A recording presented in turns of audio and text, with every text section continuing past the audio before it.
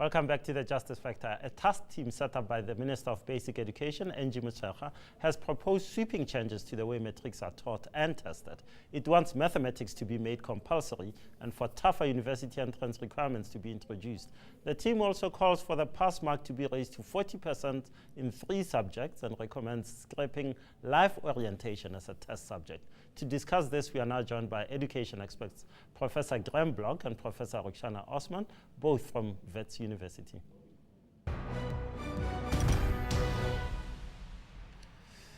Guys, welcome to the show. I have to say, you know, every time a minister comes along, there seems to be a new radical, as we like to put it in newspapers, radical new plan to improve things. Is this just another one of those, or do you see a glimmer of something meaningful and hopeful in this one?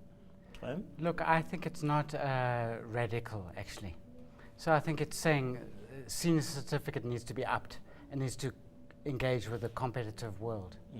So it's not as radical as we think, and as perhaps your intro made out.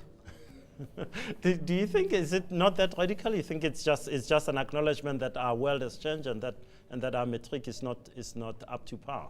I think it's timely. The report is certainly timely, and it's taking into account what experts and academics have said for a long time, pointing to the pass marks, pointing to which subjects need to be taken more seriously, which subjects not need to be test subjects, and so on. So I think the report is timely.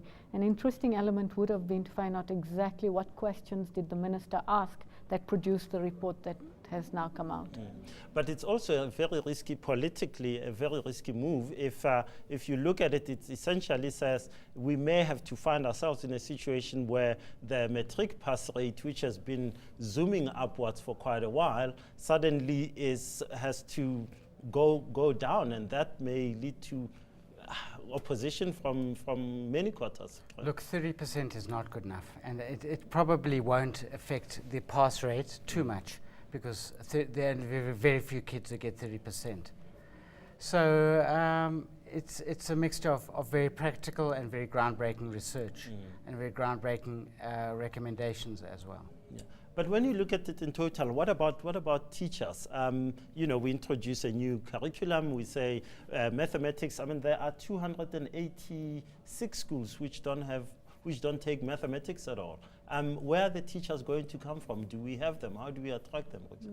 I mean, I don't think we have enough teachers to be able to do the kind of teaching that we need for the kinds of recommendations that are being made in the report. So teacher development is an issue that needs to be focused on. How the government takes this on will be interesting to see. I think the devil is in the detail in terms of the recommendations. We need to be very clear that the report is making recommendations. The minister needs to engage with these recommendations. And frankly, we need to see some political will to commit to some of the good recommendations that are made in the report. It's taken 20 years. Both at national level and at provincial level, I think, that we need to see political will. Do you think that can happen? I mean, there was quite a lot of debate with the textbooks saga in Limpopo that, you know, it's the provincial people who are responsible. No, it's the national people, and it became quite muddied there. Are we joined up enough as a government to achieve? It won't happen if we keep on waiting for it to happen. So how do we get active, whether we're learners or teachers or the public? And I think that's the question. Let me step back a bit. You both spoke about the quality of our metric now. How bad is it really? I mean, when you spoke about global standards, are we really that bad? And you keep on getting these you know, the World Economic Forum says this and this. Are we that bad? I think we are that bad. But I think that the question is, how do we get the top end doing better and competing, because not everybody's going to do maths, for example. And so how do we debate how many should do maths? So I think there's lots of room for, that's what I call groundbreaking. There's lots of room for debate. And Ruksana is humanities, so she doesn't want everyone to do maths, I think. No, not everyone should do maths, but surely there is something deeply wrong when you have an increasing number of schools dumping mathematics altogether and saying, you know, we're just not going to do it at all. Well, I think, I mean, schools, I agree with you, it's hugely problematic when they dump it. But some of them do so for pragmatic reasons. There's not sufficient teachers who are able to teach it. Their failure rates will really, really go sky high. So they avoid those kinds of failure rates by taking subjects that are seen as soft subjects. Now, you spoke about, you know, one of the suggestions is a grade 9 exit qualification. So, you know, I grew up in the days of the JC, or was it Standard 8? How useful is that as a mechanism to change the way we think about qualification? As long as it doesn't become an excuse. I think that getting kids with dignity, exiting with a certificate helps. But you know what? It doesn't matter to quality. Quality is quality is quality is quality is quality.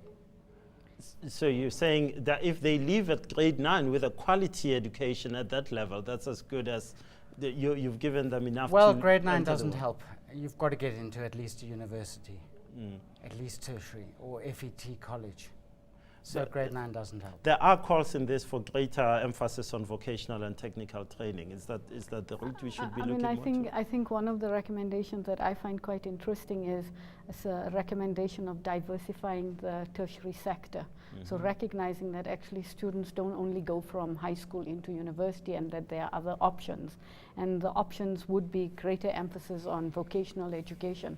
But we need to make vocational education and vocational institutions much more attractive to young people. Young people don't find them attractive, so they're not likely to attend these institutions. There are also, you know, from what I read of the report, just too many differences between different schools. So maths education is fantastic at some schools, it's fantastic at previously privileged schools, if you will, and absolutely horrendous at other schools at the bottom end. How do we bring that to a No, a the certain report equity? says there must be differentiation, but not racial differentiation. So it mustn't just fall into place like the past. And I mean, it doesn't focus on early childhood and what you do early on at school. It just looks at exit points rather than national senior certificate and maybe grade 9, but doesn't look at grade 3 or grade 1 or grade 2. Is that a where it major? really So you're saying it's actually the whole system, and we shouldn't be just looking It's at the whole that system. How do we do that? Well, I mean, I think it's a complex task. It's not something that you do once off through a report that provides recommendations. It's really about a commitment to education as a whole and taking it out of the political realm. You just pointed out that with these recommendations, there's a possibility that marks would go down, and that could have political repercussions. But I think it's time that we commit to education and diffuse or decouple it from some of the political implications. So how do you do that for a system? You do it systematically, you do it incrementally, but you focus on what Graeme has pointed to. Quality is not negotiable. How do you focus on quality? Ensuring that teachers are well trained, school management takes its responsibility very seriously, government shows political will to what the recommendations are suggesting. Look, Ruksana needs to say that she was at a university training institution that trained teachers. So training teachers, there's no magic bullet. And finding maths teachers, for example, they're not going to fall from the sky. So how do we get them, but not make excuses for our kids? They've got to be really good, and they've got to be the best, actually. What's the timeline to get from where we are? I perpetually think about, wow, a child goes from grade 1 to grade 12. You know, it's a long time. So how do we judge ourselves? When do we say, okay, we're starting now, and this is our end point where we say we've got it through the system? I think our youth are very resilient. So I think we can say 5 years, but it's going to take 20 years.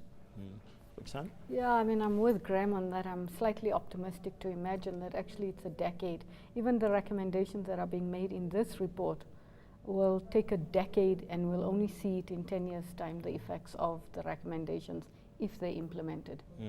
And if we say that education is a national priority and we all get involved. It's not just the pupils and the teachers. Professor Bloch, Professor Osman, thanks so much for your time. Thanks for having us. After the break, we slam our loser of the week and congratulate our winner. Stay with us.